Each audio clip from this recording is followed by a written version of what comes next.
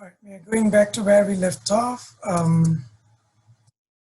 So quickly about features of DBMS. Okay, so those are some of the features of DBMS.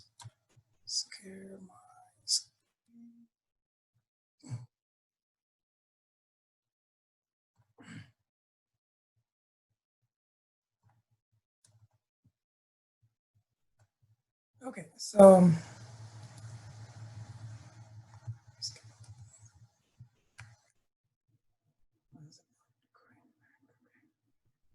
I'm still sharing, right? Yeah.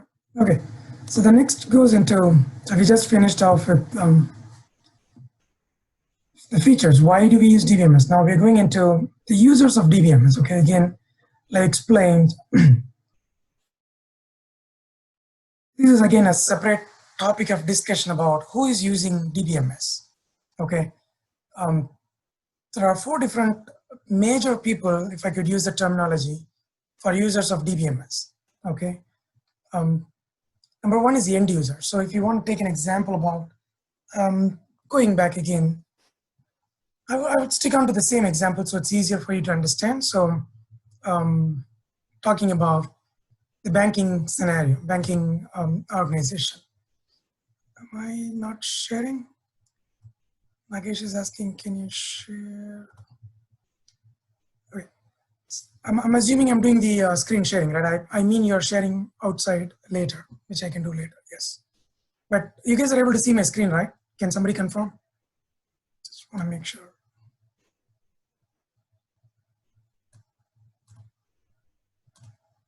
Yes, perfect. Okay, keep going.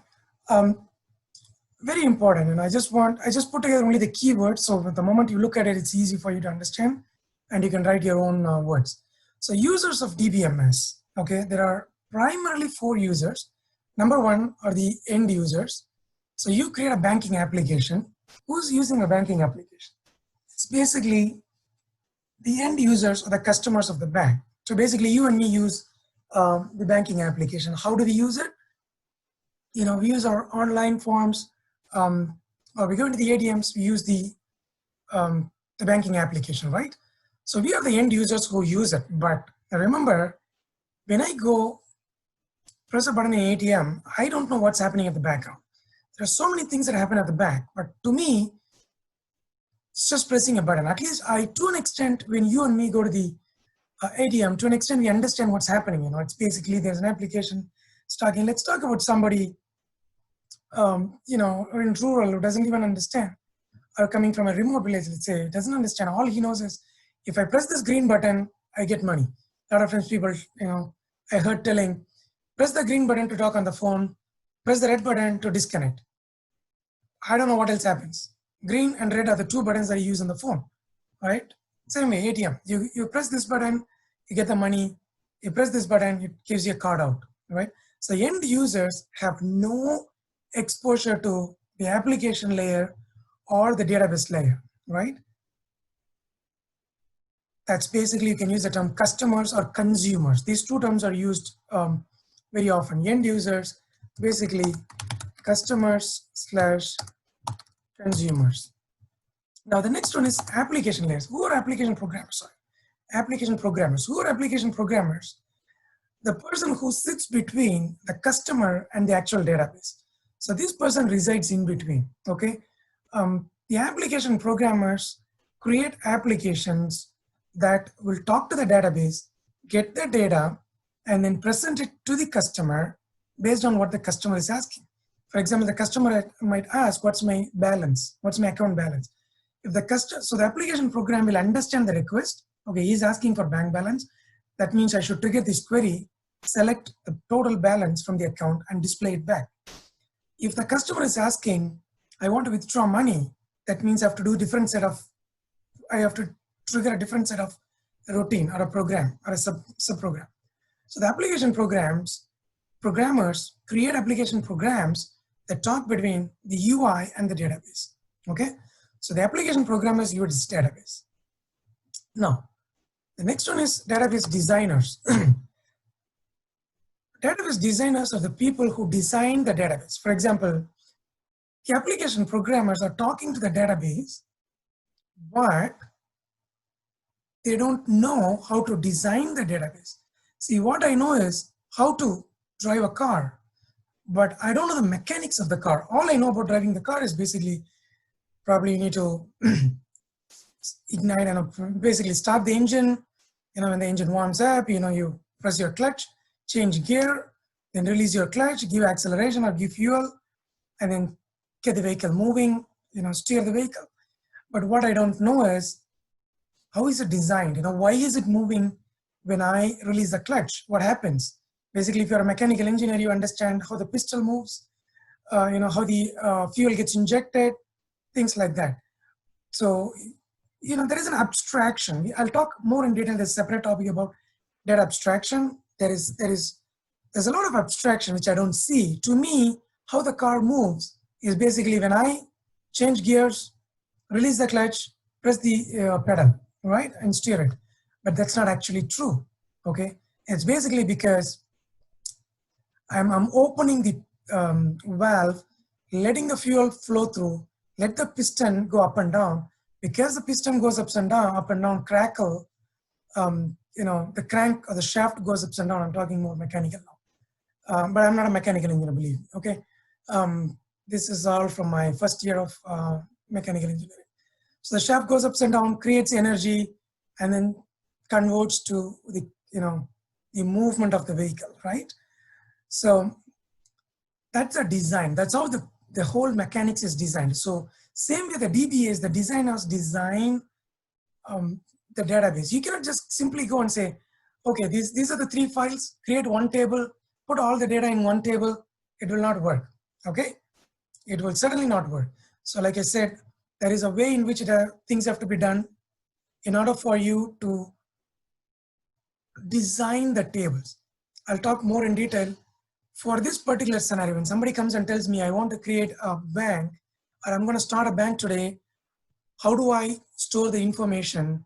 First thing is database designers come in. Database designers come in and say, okay, you have to tell me the requirement. And based on the requirement, they create a design, okay? So database designers come into play. Now DBAs are the heroes of database. They have all the authority to control who can see what, who cannot see what. A stands for database administrator. The administrators administer the data, the database. They can tell you, they can put some access level saying, okay, these people cannot access, these people can access. They can create security, they can use password, they can grant, revoke your access, things like that, okay? I think I think that's good enough for you to understand. If there is a question about who are the users of DBMS, or explain a little bit about who uses DBMS, okay? There are questions on it. So you have to remember this example of banking. Somebody wants to start a bank, the database designers come in, design the database, programmers come in, they create a program layer, an application layer between the DBMS and the front end, and then the end users start using it. The administrators control the data, okay? This should help you to write more on it. Okay, now I'm gonna start looking at your text quickly to see if I've covered this. Yes, I covered this. And then I talked about, I talked about the users of DBMS. Okay, I can talk a little bit about data abstraction.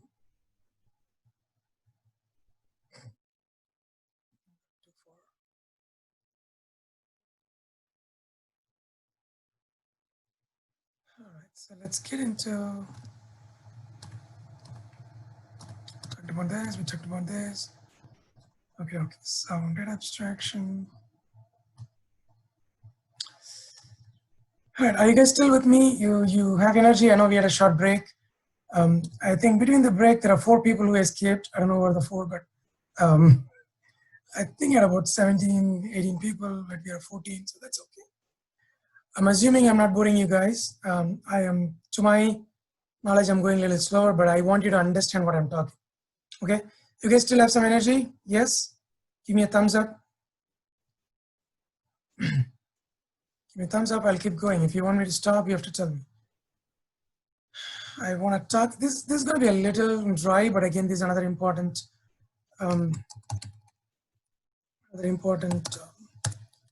topic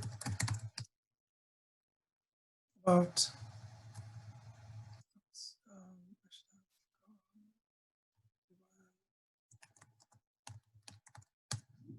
okay. So whether you say yes or no, I'm still gonna go. All right, thanks Vivek. So Vivek says thumbs up, let's keep going. Okay, this is something that you have to put in to understand. This is again a little bit dry as we start going down. The contents are gonna get little heavier, okay, and thicker. So I want you to slightly follow with me. It's going a little dry, please stop me. But these are again important concepts. I will keep repeating, don't get bored. I'm gonna say there are questions on levels of or architecture of DBMS, okay? Ground rule, if you don't understand, stop me. There is an important question on this to write about the different levels of DBMS or the architecture of DBMS. Okay, let's talk for a few more minutes. I got some time today, so let's go. Architecture, what is an architecture? Where do you use the term architecture? A lot of times I have listened to this term or heard this term more in the civil engineering field when people tell, look at the architecture. For example, I live in Chicago now. Chicago is known for its architecture. Now, there are a lot of buildings, built with a wonderful architecture. Like, I always wonder, these buildings were built about 100 years back or 150 years back with so much technology and architecture into it. Maybe in today we have around the world, we build skyscrapers, long buildings, tall buildings, underground buildings, whatnot. But I wonder how these buildings were built 150 years before with so much architecture in place. They are super. Like, and I do the same when I come to Mysore, look at the Mysore Palace. Look at how much, we have to understand and appreciate the architecture there. How much has gone into the minute, things of the architecture, the building. It's so big and so much went in. It's not only the building, it's so much built in there. Why is it something built like this? Why are the pillars built in certain shape? Why is the dome in certain shape? They say it's because of the light that comes in, it's because of the sound, acoustics, all these things. So that's where we use the term architecture, yes? So DBMS same way as an architecture. How is it built? What resides? I spoke a little bit about it in my previous thing about DBS designer. So what I'm going to introduce is a simple thing about when we want to build a house. Let's say you want to build a house, you approach a civil engineer and then he builds a house, right? So there are three things I usually look at when you talk about building a house. Number one, basically it talks about when you go tell him, I want to build, you ask him, you give him your budget, he gives you certain things, then he comes up with a drawing, right? He comes up with a drawing saying, this is how your house will look. He basically creates a plan and an elevation. A plan is basically when you look at, he's going to say from the top, when you look at the aerial view, how the house will look. This is your entrance, this is the main door, this is your living room, this is your kitchen, bedroom, etc., etc. So he puts in a drawing, right? He puts in a drawing and explains. A lot of times I've never understood that, okay, to be honest. I'm a kind of guy, look and feel, meaning I need to see something to physically understand. A lot of times things on drawing, earlier doesn't make sense, but now everything is electronic and on paper forms. But yes, a lot of times people don't understand. They usually say, can you show me something physically rather than a drawing? But you put the concept on your drawing, okay? That's one level of drawing. And then for a civil engineer, to him, a building is more like pillars and beams and walls in simple terms. He usually talks, when you talk to him, he'll usually talk saying, sir, I'll put 4 pillars here, I'll put 2 beams here, I'll build a wall. That's his terminology. He doesn't talk about, the fancy things that you are looking for, So that's one level of looking at it. Pillars and beams basically the actual physical structure, if I can use the term, the physical structure. So you have the drawing, you have the physical structure. The third level is end users, whoever is the owner of the house. To him, it's basically, after the house is built, he's moving in, he's living. For example, a lot of, these days we all buy apartments. Apartments are like ready-made houses, they give to you. Most of the times we have not seen the building, the process of the building. Basically, when they started laying the foundation, when they built the foundation, the pillars, the walls, the beams, we have not seen any of it. We have seen the place only, it's well built, most of the times fully built, fully painted, ready to move in. A lot of people advertise, right? Ready to move in apartments. You go look at the house, you don't know anything behind it. How was it planned? What was where does the pillars and beams exist? Where is the water line? Where is the electric line? You know nothing about it. You just go buy, move in, right? That's the final view of the house. You're going to see the final view of the house moving, right? So in all these three cases, we are talking about the same house or the home or the building, right? The drawing, the pillars and beams, whatever we looked at, and the final one. So same way, the DBMS 3 architecture. The lowest level we talk here is, we use the term, I'm still sharing my screen, I'm assuming, if not ping me here, internal level, meaning the very internal level of the DBMS, meaning how is it built? Too much into it, meaning the physical level, what are the rows and columns? How is even without saying rows and columns, how is it internally stored? Today you are just only seeing an abstract level of DBMS. Like I said, there is a separate course on DBMS. So I'm not going into that concept. So we are only reading about how it is built. So how is the data stored? How is the table stored? How does, how is it physically stored? The physical structure, physically stored. That's what is the internal level of DBMS, okay? What you see here. The second level is conceptual level, or the middle layer, meaning the conceptual level is basically what the DBA, the designers create. I still remember for one of my recent clients, we went and said, there's a new project that we are starting, and we want to know how many tables should be designed for this. That's where I had my practical application of what I learned. I studied DBMS, I studied how to design it, but I never applied it in my life until a few years before, and we started a new project. So the client then came and said, we're opening a new project. Can you come up with a new database? So we involved the DBAs, and then we interacted with them. So the DBAs we gave them the requirement, and then they came with a drawing saying, look, we will have a table, a main table here, then we'll have 4 or 5 tables here. This is the primary table. These are called child tables. This is where we'll store this information, this table. These are all connected by means of primary key, foreign key, etc., etc. This data should go here, etc., things like that. So that was the conceptual view, okay? And for various security reasons, I cannot bring up that example and show you here. I have a lot of examples, but I'm not allowed to share client-specific data, so I'm not doing that. So I want you to bring it in your mind and think, when ICICI Bank, for example, if I could use the term, designed or started their bank, this could have been one of their topic or one of their activities. They would have designed the database, saying what are the different tables we need, where to store what, because there is so much activity, right? Not only store your name, address, and account details, they process loan, so many things, right? So they need to have, not everything goes in one table. So that's a conceptual level. Conceptual level talks about the structure, the rows and columns, how the data is going to be stored, to put it simply, okay? If I can use that term, the conceptual level will talk about the logical view, okay? What data is stored and how they are related, okay? So I want you to remember the term logical level, conceptual, or what are the rows and columns and what data is stored in it, okay? And finally, the external level is the third level. External level is what an external person sees. For example, the application programmers or the external users use, okay?